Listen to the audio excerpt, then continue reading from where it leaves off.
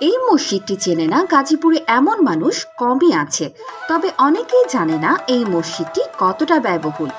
দৃষ্টিনন্দন এই মসজিদটি নির্মাণে ব্যয় হয়েছে প্রায় ৮০ কোটি টাকা। ব্যয়ের হিসেবে এটা গাজীপুরের সবচেয়ে দামি মসজিদ। গাজীপুরের শ্রীপুর উপজেলার ভাংনাহাটি এলাকার রাস্তার পাশে অবস্থিত হাজী আব্দুস সাত্তার দারুল উলুম জামে মসজিদ। মসজিদটির প্রতিষ্ঠাতা বিশিষ্ট ব্যবসায়ী হাজী আব্দুস সাত্তারের নিজস্ব অর্থায়নে এটি নির্মাণ করা হয়েছে। এই মসজিদটি প্রায় ৪ বিঘা জমির উপর নির্মিত হয়েছে এবং পুরো মসজিদ কমপ্লেক্স প্রায় ১৭ বিঘা জমির উপর প্রতিষ্ঠিত। প্রথমে ভারত থেকে প্রকৌশলী এনে মসজিদের নকশা করানো হয় এবং পরে বাংলাদেশের প্রকৌশলীর মাধ্যমে এই কাজ সম্পন্ন করা হয়।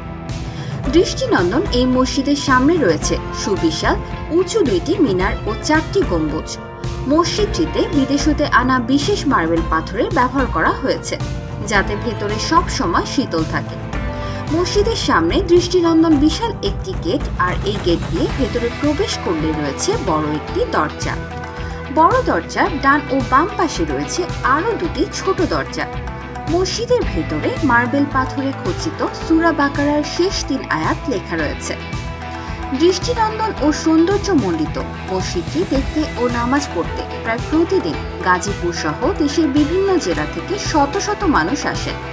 তবে শুক্রবার জুমার নামাজ পড়তে এই মসজিদে বিভিন্ন অঞ্চলের মুসল্লিরা ভিড় জমান।